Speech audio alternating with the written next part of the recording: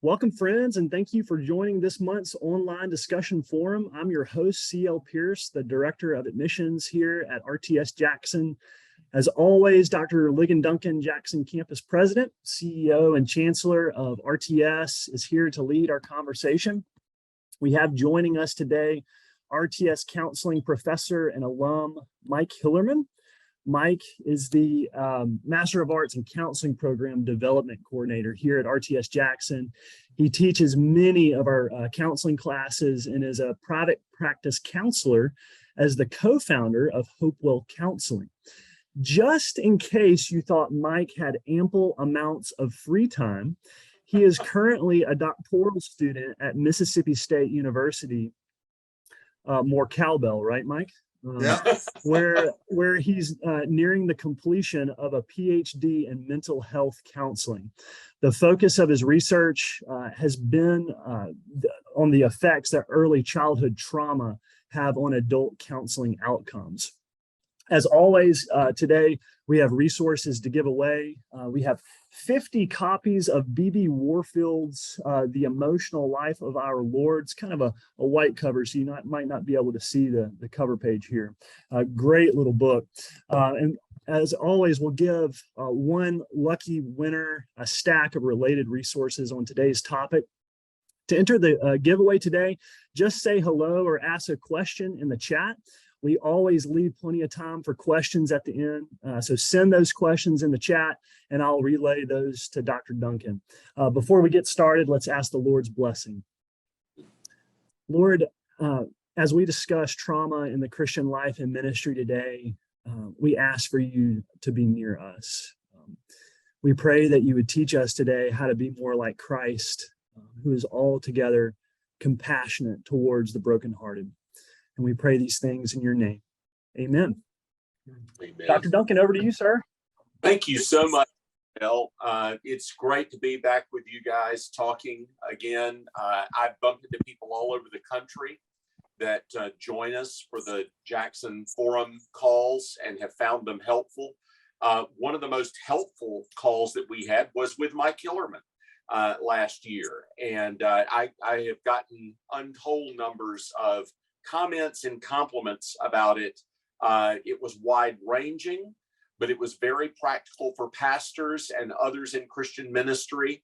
And in the midst of that call, one of the things that I asked Mike, and I think it was unscripted, is I said, Mike, what are the top 5 things that you see coming into the clinic?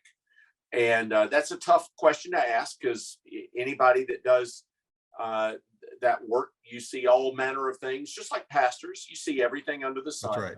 Yeah. But Mike helpfully sort of grouped some things together. One of the things he said was trauma, dealing with the effects of different types of trauma was one of the top 5 things that they see coming into the clinic. And so we thought we'd actually drill down on that. There are a lot of people out there that, they're not experts in counseling, but they did stay at a Holiday Inn Express and they've got thoughts on trauma. But we actually wanted to have somebody who is doing serious research in this area. And by the way, I'm happy to say not only has Mike been doing work in this area, but Elizabeth Pennick, who is one of our counseling professors at RTS Orlando, is also focusing in this area. So we have 2 real experts on this topic to help us in the RTS system. And it is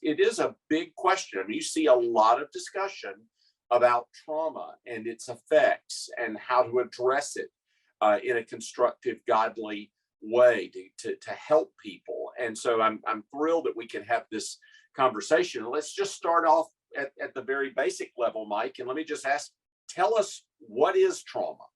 Yeah, that's a really important question. There are different definitions of trauma, and I think all of you have noticed in our culture and society these days, that word is becoming more and more widely used. So let's talk about what it is. There are, folks that define trauma this way. They'll say that trauma is defined by the psychological assessment book we have called the DSM, right? That defines symptoms of post-traumatic stress disorder. And so trauma would be someone that has prolonged experiences of things like panic attacks, nightmares, they might have flashbacks, they may find themselves avoiding situations in kind of really profound ways. So there's a whole bunch of symptoms like that. And so that's one definition of trauma, is you're experiencing these kind of traumatic symptoms. And that follows some kind of exposure to a traumatic event. It's interesting, that definition causes some of the confusion that we see now, because it defines this thing called a traumatic event. The problem with that is that the same event, let's say Ligon and I each experienced the exact same car accident, like we were traveling together, we have a car accident. I might be traumatized by that in the sense of having PTSD symptoms, and Ligon might not. And why that is complex, and we can maybe go into that a little later, but not all events are traumatic to all individuals that experience them. So there's a researcher out there that says what we need to do is call these potentially traumatic events. It's a little nuance there, and just to reflect that when you look at the research in trauma, whether you look at trauma like in the form of natural disasters, combat experiences, sexual violations, you name it, right? Across the board, all these different kinds of research into trauma, everyone that they look at, like the people that get studied, more than 50% within a week or two no longer have PTSD symptoms. They don't, they're no longer manifesting those kinds of things. It's distressing, it's terrible, but they're able to cope and overcome what has happened and then get back into kind of a normal life. And then there's a subset that are smaller, it's a minority, that do have ongoing symptoms. So that's, I think, one way to define it is really the kind of experience of these kinds of symptoms. I want to go a little differently probably in the way I conceptualize it and say, trauma is the experience of something that is life-threatening or terrifying or incredibly painful, something that exceeds our ability to cope. Kind of like a nuclear reactor containment unit, right? Like it can handle a certain amount of pressure inside, but at some point, that pressure, that stress exceeds that containment unit's ability to cope and something breaks. And that's kind of how I think about trauma is, and that can vary from person to person. Some people have a lot of resilience for whatever reason, can handle more stress than others, and hence maybe that's why Ligon wasn't traumatized in the car accident. I've seen that just recently with two friends that were called into a very difficult situation, an interpersonal situation of domestic conflict.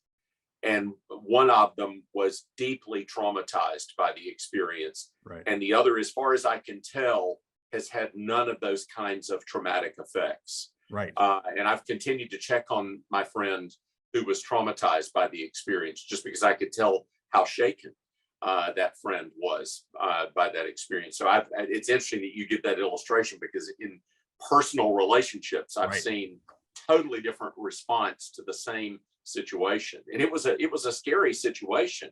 Sure. So it made sense to me why my friend would be responding like he did.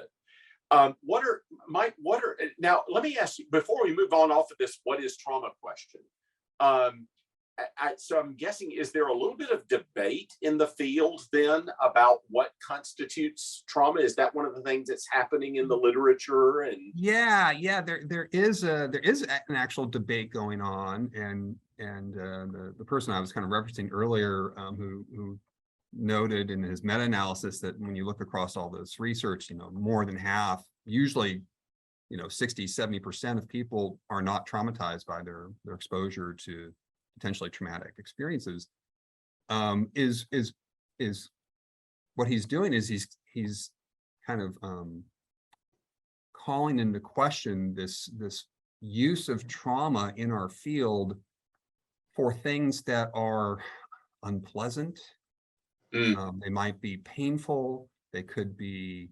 They may even have exceed our ability to cope in the moment, right? But they don't have lasting effects, and to call those all the same thing, right? The thing that I experience as personally offensive, right, or that I feel really is painful in the moment, and say that that's trauma, as is a combat veteran who watched his unit get killed, right, in combat. Like those aren't, he's saying those aren't the same thing, and the effects should not be thought of the same way. Yeah, that's helpful. Okay, so what are some of the effects of trauma? Can you give us some examples? You've already hinted at it, but I'd love you get concrete for us. Yeah. Well, there's two directions to go here. I differentiate adult trauma, especially what I would call adult single incident trauma. So that'd be the car accident example, right? Versus pervasive childhood trauma.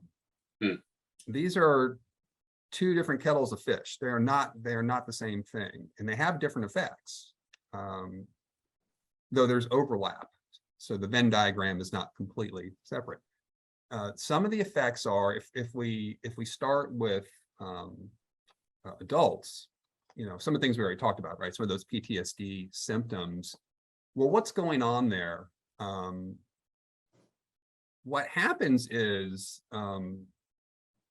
neurologically, when we experience highly intense, life-threatening situations, or situations that threaten our personhood or the safety of our child or other loved one, like those kinds of events, when we feel helpless, when we feel out of control and unable to avoid or protect from these kinds of things, we have neurological mechanisms that kick in, so to speak, that want to ensure that we don't experience that thing ever again.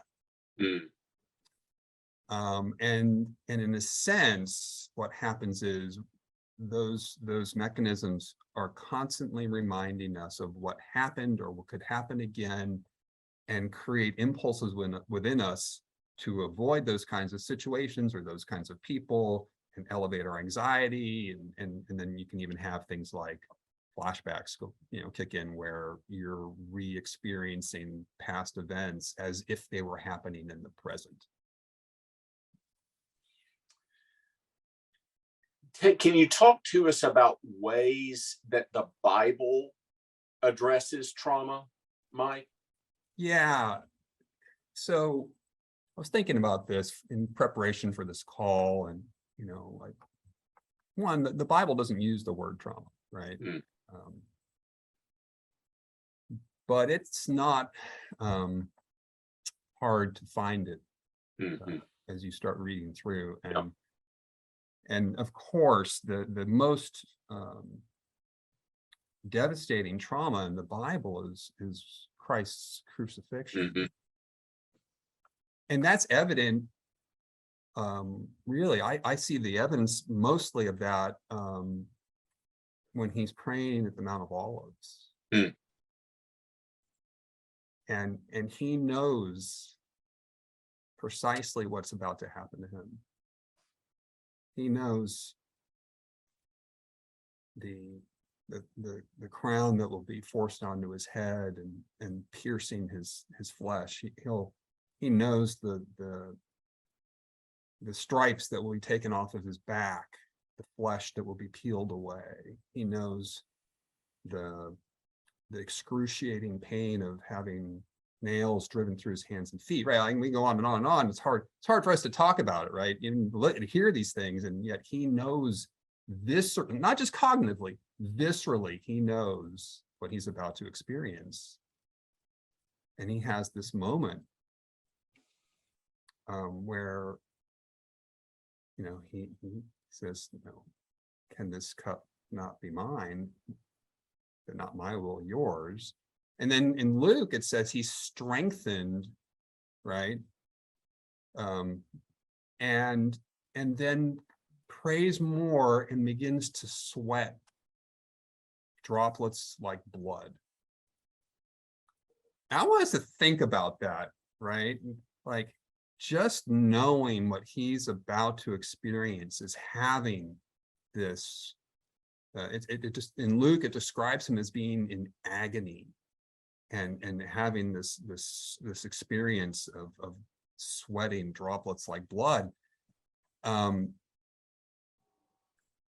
That's a pretty good picture of what someone is experiencing psychologically before it's even happened, just in anticipation of it. Other examples would be like Job, probably the next biggest example of having a description of someone that has experienced something that just blows the lid off of what they're able to cope with, and how does that get dealt with? And his three friends show up, and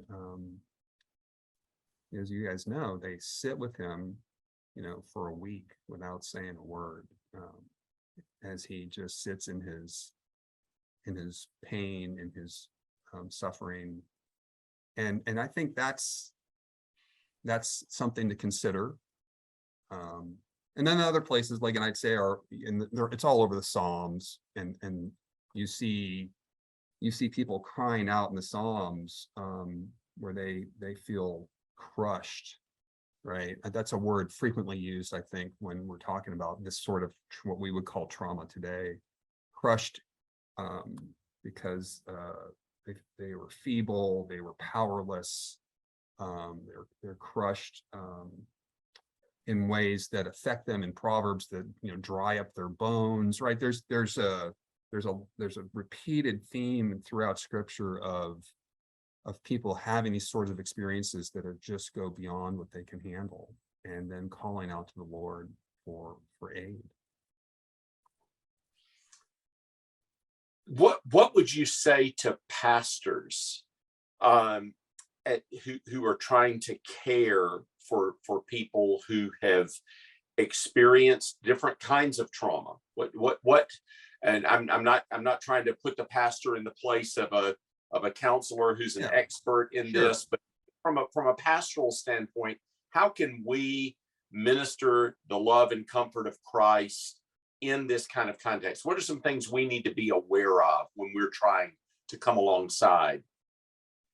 I think that,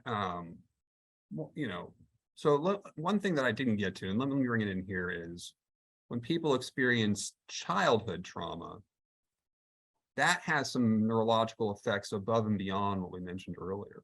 And I think it's important for pastors to have some vague idea about this, right? Like, there are reliable changes that happen in the brain during childhood development when children have prolonged exposure to a whole host of different kinds of traumas. That can include the different kinds of abuse, right? Physical, sexual, emotional, neglect, right? It can be being in a household that's chaotic, or where there's parental incarceration or drug abuse or domestic violence in the house, right? There's a whole bunch of stuff that can happen that literally, what we've found now through neuroimaging studies, changes the density and size of various components of the brain. And the thing that it gets changed are, like, there's a bunch of them, but in particular, the parts of the brain responsible for threat and safety assessment. Is this relationship safe? Can I trust this person? That's different for folks that have grown up in a malevolent household where they experienced a lot of trauma. Another thing that gets changed is the part of their brain responsible for emotion regulation, the ability to kind of modulate and regulate the intensity and duration of their emotions. And so that there's this kind of impairment that happens where it becomes much more difficult for them to regulate intense negative emotions. And then the last one, there's more, but the last one I'll mention today is they have an altered part of the brain that is responsible for anticipating rewards, reward anticipation.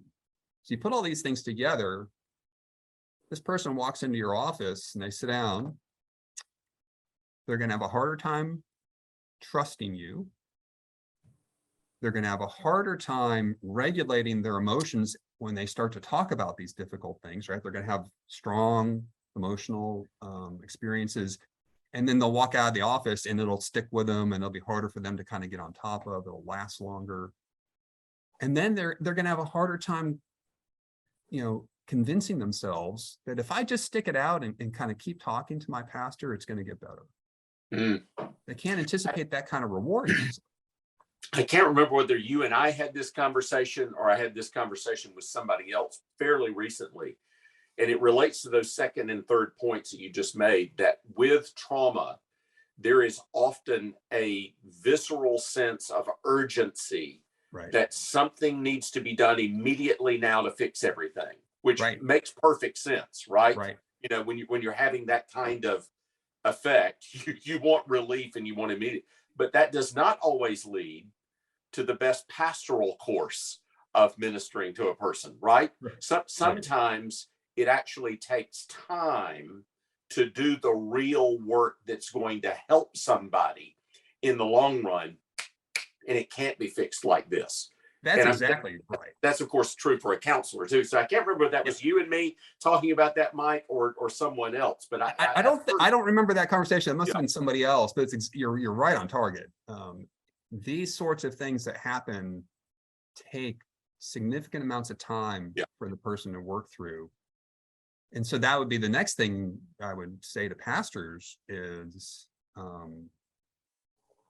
you're going to have a lot of patience, because there's going to be this kind of irritability, volatility, that intensity, impulsiveness, need to fix this right away. And the best thing that I think a pastor can do is to be a stable, consistent presence in that person's life, who values them and is simultaneously gracious with the struggles they're having, while also reminding them of the truths of the scriptures, and not kind of divorcing either of those from the other, right? That kind of truth and grace married together. And so this being very gracious and understanding that this is going to probably, and barring a miraculous intervention by the Holy Spirit, can happen. I don't, that can't happen, but it's kind of not the normal course of events. Right. In the normal course, it's a long process where the person begins to have a relationship with a pastor that's safe, that's stable, where they can have these things go off and come back, and the pastor's like, it's okay, like, I get it, let's keep talking.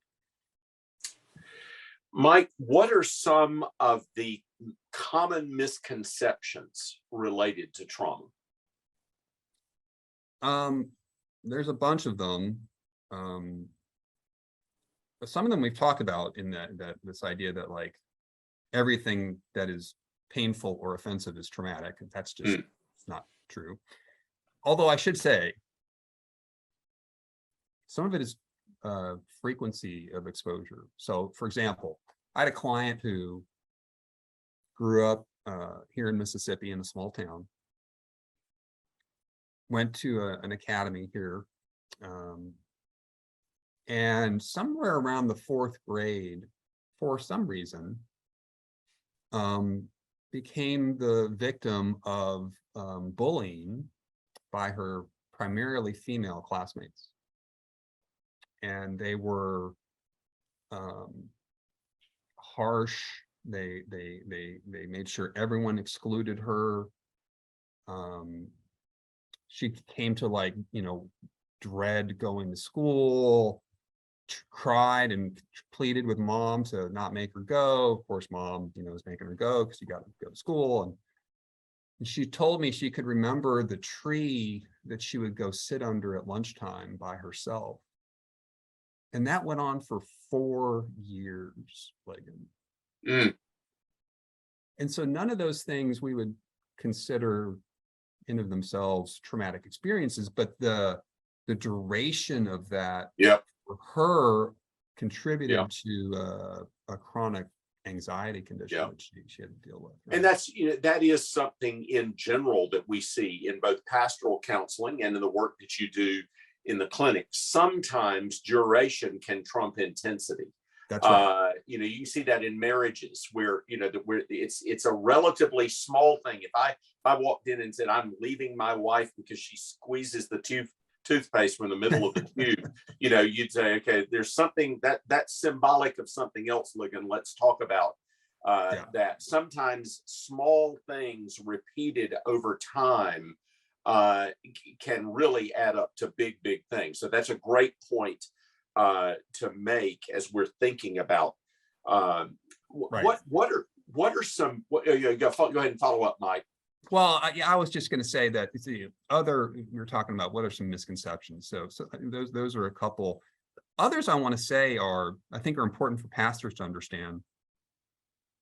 There's this idea that if you have a traumatic experience, that you're going to have a clear and coherent memory of that experience, kind of a almost like a video clip from start to end of that experience.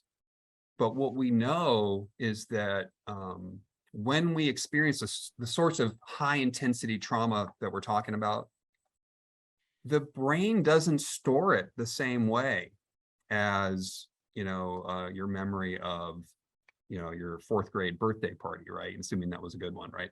Like, it stores it in fragments. And I've had many a client who knew something terrible happened, could remember pieces and parts of the experience, but could never put the whole story together for me, even after a long time of counseling.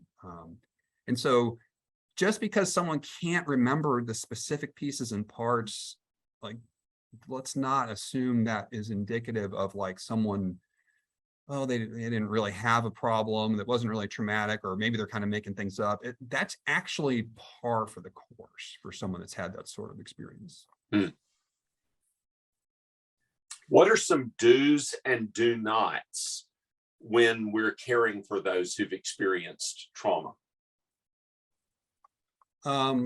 Okay, so the do's, some of which we talked about, I think that being a stable presence, who, let me put it this way, who believes them with a caveat. So it's really important that when someone who's experienced that kind of trauma finally divulges it, so especially childhood trauma, when that's doubted, when that's looked at with kind of a sideways look, and that has a pretty negative effect on the person.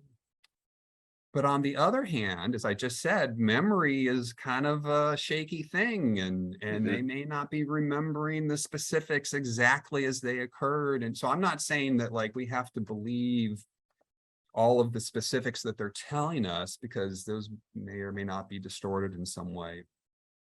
But to believe that they're remembering something and it had a profound effect on them, and it's maybe going to take a while for them to kind of figure it out. That's what I mean, right? So to believe them, yeah, that's really good.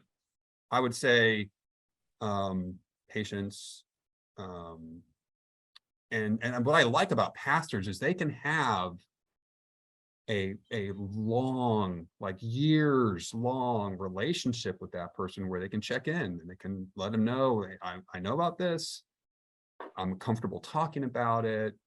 You know, whenever you want to check in with me and talk more about it, you know, I'm there for you. And for it to be just part of the relationship they have with that congregant, that I think that kind of being able to kind of come back to it over the years and process it with their pastor and work through what does this mean about God? What does this mean about God's view of me, right? Why did he let this happen? All those kinds of questions that people go through, that they're afraid to talk about, right? Having that kind of long relationship where they can kind of tentatively raise those issues, I think is really important. The do nots, what should you not do?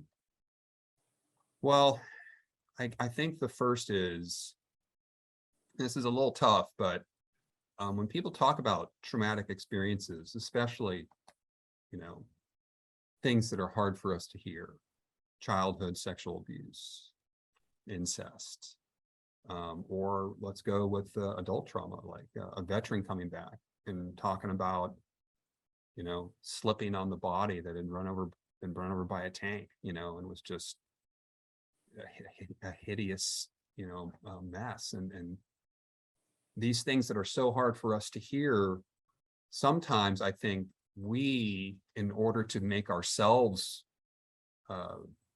feel better or be able to kind of tolerate what we're hearing, we will try to say things to minimize the intensity or the horror of what they're telling us, and that's not helpful to them. And what we're not really helping them in that case. Often we're helping ourselves. It's understandable because these things are hard to hear, and there is, you know, that can affect us. But it's really unhelpful to then, in order to kind of handle my own distress, minimize theirs or change it in some way that alters it from what it really was. Yeah, that's a good point. There's probably a whole forum discussion on how to listen to hard things. Yes. Because look, I mean, I tell the counseling students all the time, you have to listen to really hard things. Right. And you're going to have to figure out how to process that for yourself. And be healthy. You know, I can remember when my wife went through the program at RTS Jackson and just saw a range of really hard stuff. And that, you know, we're human beings, that can't help but affect you. But the way we listen and the way we respond, that's super important for pastors and counselors. But then you need to know what to do with that, you know. So that's probably, put that down on your list for us. That's the next one. We can add vicarious trauma into that. Right? Exactly. So what about resources? And then I've already got a ton of questions from folks on the call, and I'll start going to that, y'all. I promise. I always try and take about half the time for me to ask the things I want, and then I hand it over to y'all and try and ask your questions. But resources that you would point us to, Mike? I'll just mention two that come to my mind right off the top. I think the Christian who has had the greatest impact, I think, on me in this area is Diane Langberg, and she's written many books and articles about trauma. She doesn't pull punches. There's a book we have our counseling students read called Counseling Survivors of Sexual Abuse, and it's a pretty brutal read, but super important. But there's other works where that are more oriented towards pastors and lay people in the church, and I would look there. And then one thing we haven't talked about, maybe is a whole other one to kind of get into, is the idea of lament, and allowing people who have gone through this to lament their experience. And there's a great book, Embodied Hope, that talks about the importance of lament. Kelly Kapic, I think, is the author of that. Yeah. Yep. Kelly is an RTS Orlando graduate who teaches at Covenant College and has had some personal and familial experience that I think has lent a depth his writing on this from a theological perspective. Yeah. That's great. And I think Aline has put up the links in the chat to those, for those of you that want to follow up on those resources. Okay, CL has been channeling me your questions. So let me get right to the questions that have come from the folks on the call. One is directed at me, but I'm going to ask Mike to follow up on this because he'll give a better answer than this is specific, but it's an opportunity for him to speak more broadly for what to look for. But the question is, if you can share, Dr. Duncan, you mentioned you had a friend who'd recently experienced trauma. How was your friend responding? What were the symptoms? Well, in this case, this is a friend that is normally very, very calm, can handle difficult things well. The person's voice was elevated and repeatedly, not just once, but over a period of time. Whenever the topic would come up, the voice would elevate, the breathing became shallow, tears began to form in the person's eyes. This is a very emotionally together person who has to deal with hard stuff all the time. And I can tell, man, this event has impacted you, because I can talk to you one day, 1 week, 2 weeks, 3 weeks out, and it's impacting you. So there were sort of physical symptoms that I was noticing that led me to say, I better take this seriously, because this is impacting my friend this way. What would be some of the things that you might look for, Mike? Those are great. Those specifics are really helpful. I think I would add to those. These are harder to just notice in the person, but if they disclose like having repeated thoughts come into their mind about this thing, and we call these intrusive thoughts. It's not like they decided to think about it, like it just intrudes into their consciousness over and over again. If they have nightmares, if they find themselves avoiding that topic or those people or that situation, over and over with like an intensity of like, they just find they like recoil from it. Those are all signs of it. Good. Okay, this one's for you now, Mike. I would appreciate hearing your thoughts on secondhand trauma. I work with families who are under care with children and youth, kids placed in foster care after experiencing abuse and neglect. So your thoughts on secondhand trauma? Yeah, I mentioned vicarious trauma earlier. That's the same thing. What it is hearing stories of trauma can itself be traumatizing. Mm-hmm. So me describing a little bit of what Christ experienced, right? Start to feel a little bit of that. Well, imagine having to sit with person after person after person, especially children who are conveying these atrocities they've experienced, and these, that affects your soul. It affects your mind, and that's what we call vicarious trauma. And it is super important to be aware of that potential, especially for folks that deal with this on a regular basis. And to what I tell my students is, if you see these signs happening where you're starting to dread coming to work, you're starting to feel numb in sessions because you just can't do this anymore, that's a sign you need to start talking to someone about what you're experiencing in these sessions, and kind of deal with your own vicarious trauma. Good.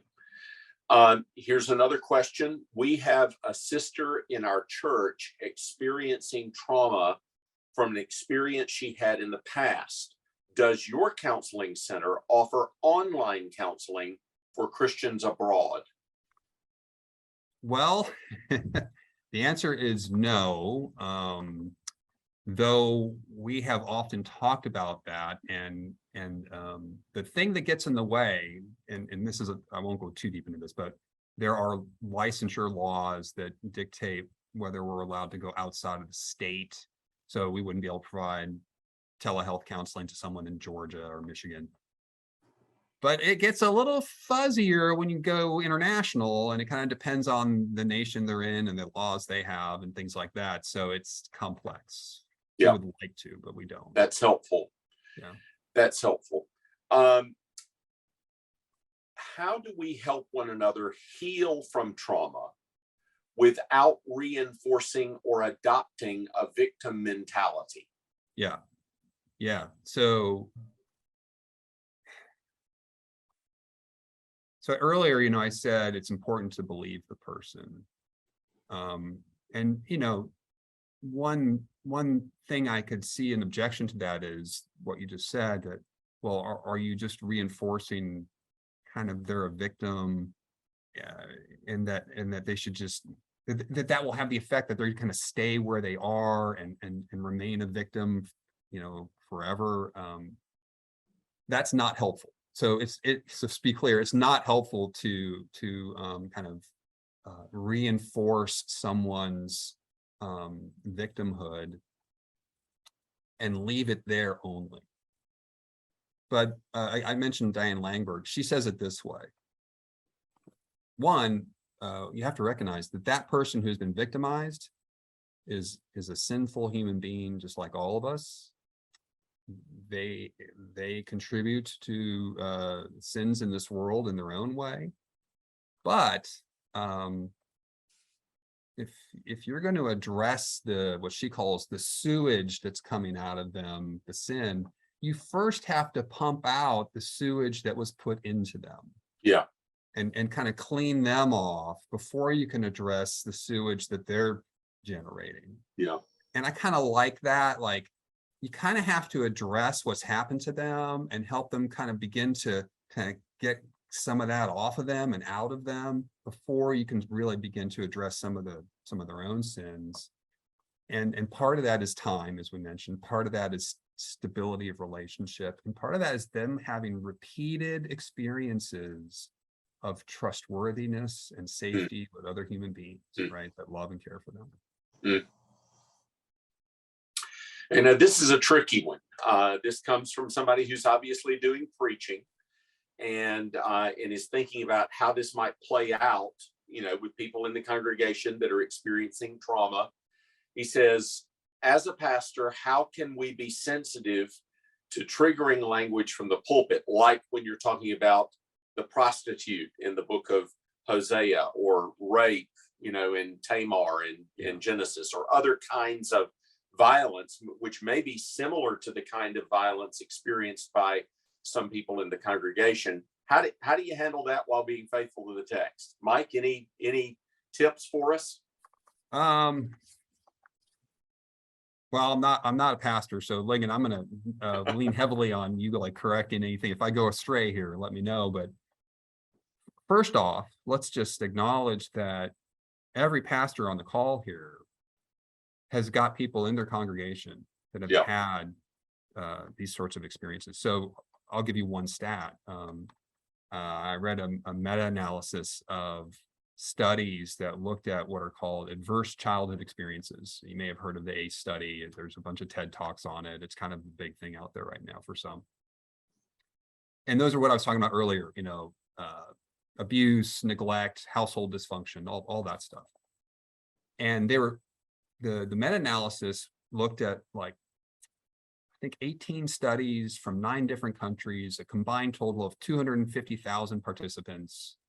17% had 4 or more childhood ACEs, right? So they're out there in our society.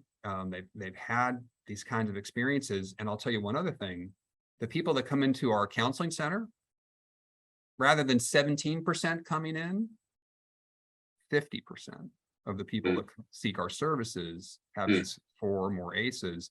And I'm pretty sure folks coming to seek pastoral counseling are more likely to have these things as well. So they're there. Okay. Second thing I would say is, if nothing else, just acknowledge that this may be something that some of you have experienced. Yeah. And that acknowledgement, I think, sometimes carries far more weight than people realize. To just say, I just want to say here for a moment, I'm aware that some of you may have experienced something like this. Yeah. Right. But that's not to distract. You should not avoid those texts. And you need to be faithful in the preaching of them. Yeah. Yeah, that's really good advice. And I think the serious and sensitivity, and I would say those two things, the seriousness and sensitivity with which we approach things like that in the text, will go a long way of, number one, making our folks in the congregation who have not experienced that kind of trauma more sensitive in their relating to their brothers and sisters who have, and let the brothers and sisters who have experienced that trauma know, hey, my pastor understands this. He is a trustworthy person that I'm able to talk to about this. And so for instance, I agree with you. By the way, the most traumatizing thing in the scriptures is what happened to our Lord and Savior. But very often people point to the experience of the concubine at the end of Judges as the most horrific event recorded in scriptures. And when you're coming up on events like that, or something on grand scale, like the Harem warfare against the Canaanites, pausing to remind people, number one, that the Bible is not saying that this is okay. This is not okay. In fact, the reason it's there at the end of Judges is it's meant to be an extreme example of not okay. This is not okay to do. And then at the same time, just acknowledging, this could have a visceral effect on you just hearing it. Because, I think I'm not a traumatized person, but some of those passages can have a deep emotional effect on you when you're reading them yourself. And certainly when you have the responsibility to read them out loud. So I think simply acknowledging, as you just said, those points will help a congregation listen, and will help people who may have been traumatized in similar ways be able to listen with more benefit. How would you counsel someone who speculates about trauma in the background of their abusive spouse? I don't know how to say any more to that question than that. That's how it was written. How would you counsel? Right. So I think this is the scenario where a spouse, we'll say it's a husband, is unhappy about some aspect of his wife's behavior and is speculating that maybe that wife has had, and you could flip the roles, obviously, right? Maybe that wife has had some kind of abuse in their past. I think that's really unwise to do. And at the same time, understandable. Like, I think it's human nature to try to figure out why this is happening and to speculate, especially if there's any, they get any kind of smoking gun, noticing something about their family system or something. But the question is, how would you counsel that person? I think what I would say is, look, you might be right, but you also might be wrong. And to kind of conceptualize these things as true is a big mistake. And to approach your spouse as if they were true is also a mistake.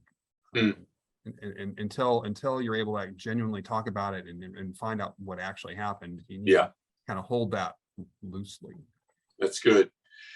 You spoke of persistent trauma in children. What would you suggest for those who are believers and adults and have experienced trauma in the church through abusive experiences with leadership? What would I suggest for them? Is that the question? Mm-hmm. Well, the first thing I want to say is that we're becoming more and more aware of the frequency of that. Right? All the things that are kind of going on in evangelical Christianity around this topic are opening our eyes to that's happened way more than we thought or want to believe. Two, I would say, again, referencing Langberg, when Christian leaders are responsible for that sort of trauma, it's not just the same as there's an added spiritual aspect to the damage that is done, and we have to acknowledge that. And so I think what I'm doing now is to that person, I'm acknowledging that what you have experienced is a particular sort of terrible. Yeah. And what do I recommend? I recommend finding someone who is skilled in this area and beginning to talk with them about what you've experienced. Yeah. So good. Can you address collective trauma? This gets a little more theological, like the Egyptian slavery.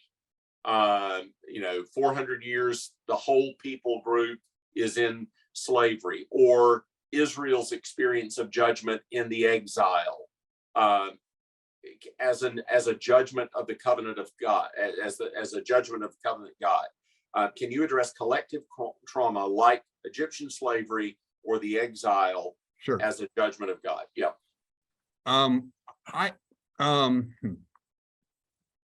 Okay, so I'm going to say, I think, two things to that. Good. The first thing I want to address is I am hesitant to ever ascribe God's judgment to the collective trauma of a people group unless scripture tells me directly that that's what it was. Yeah. Okay, so I want to say that first. Yeah. I'm not saying it's not. It could very well be. I'm not going to necessarily assume that. Two, there's a whole emerging field called epigenetics that has discovered some pretty fascinating things. So, for example, there's this community in the Arctic Circle in Norway that would be kind of completely cut off from the rest of civilization during the winter months. And they would have seasons of feast and famine. And they've done some studies, and those children born of parents who were in famine, who were starving, and looking at their descendants, so following multiple lines, those children and their descendants have physiological differences from those children born during feasting times. They've also looked at Civil War prisoners of war who were held in extreme deprivation and their descendants, and found similar effects. Yeah. And so what I would say is when you have communities experiencing these sorts of traumatic group experiences, they affect not just the people living at the time, that can have effects for generation upon generation. Yeah. Regarding your comments on the neurological changes which result from ongoing childhood trauma and the pastor's need to have some familiarity with it, and then two parts, of course, to the question. Number one, what resources do you recommend to help us become better educated on that issue? And number two, what guidance would you provide for pastors who suspect someone they serve has been affected by past trauma, but has not disclosed it to the pastor? How can a pastor best provide care and avoid unintentional additional harm or stress for that person? I love the question. I mean, the question reflects the kind of heart you want the pastor to have, right? Yeah. Amen. As far as resources, there's a book that we have our students read that's pretty accessible, but it's a secular author. His name is Bessel van der Kolk. It's called The Body Keeps the Score. The first half of that book or so does a pretty nice job of summarizing the kinds of changes we're talking about and the neurological impacts and things like that. The second half of the book gets into a bunch of different kinds of treatments he explored. I don't think that would be super helpful necessarily. There's others as well. So I can't remember the title, but one of the books that's in the stack that CL has given away is the raffle here. Written by a woman who was at our last conference. That's a pretty good resource as well. I'm not coming up with anything else though. That's helpful. Any guidance for how pastors ought to do? You so think, but you don't know. They have there's this suspicion that maybe they, kind of like what you're talking about. They're noticing that when they talk about particular topics, they start to have a higher pitched voice, or those sorts of things. So I think if I were a pastor, and I saw that if I had an opportunity in a place of privacy, not in some place where we could be interrupted, I think I would say, I've noticed a couple of things when I talk with you, that when we get into this kind of topic, it seems like it has a pretty strong effect on you. Mm. And I'm just curious if there's anything there that you would like to talk about. Mm. Not that and not that you have to. I'm not wanting to put you on the spot or pressure you, but if you would like to, I would love to hear whatever that's about. That's great. Great way of approaching it. And pastors, if you ask that, don't expect them to ask to respond right away. Right. They may the first response may be nope. Nope. And then it may be 2, 3, 4 weeks, a month, 2 months later, and it may open up the door for a conversation, because people have to be ready, you know. Yeah, that's exactly right. You basically given them an invitation that right. doesn't have an expiration date. The door's open anytime. You want to walk through it, I'm here. That's the good open-ended invitation. And at the very least, it lets them know that they have a sympathetic pastor. Right. And half of what Mike has been telling us here is the best thing that you can be for a person who's experienced this is steady, reliable, there for them, stable, that, a good listener, and that's the pastoral life, right? That's what we're supposed to be providing for folks. Any advice on, and we're coming up the last few minutes here, and I'm running out of time with all these great questions. Any advice on addressing believers who may have left the church due to trauma they have encountered by or through the church? That's a great question, Ligon. I'm wondering if you have any answers on that one. I have one that comes to mind, but well, I mean, one is I think if the church, collectively makes it clear that we want to be the kind of place where you are cared for, you're valued, where we we're all in accountability, so we don't want to act like the way you've experienced in other places.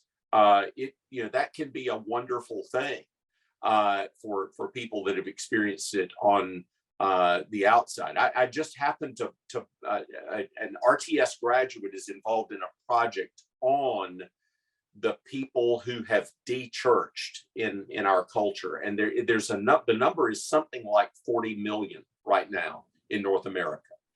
And one of the things that he just told me this 2 days ago, that most of them actually are open to coming back, which is remarkable. 40 million people out of the church, most of them are open to coming back. So this actually has a broader application than just people who have experienced significant trauma in and by the church. But obviously, we can't repeat the kinds of behaviors that they've experienced before. We need to be reliable, steady, loving, genuinely loving, looking out for their well-being, patient. 1 Corinthians 13 is a good outline, for what people who have been traumatized need from us. Things you want to add to that, Mike?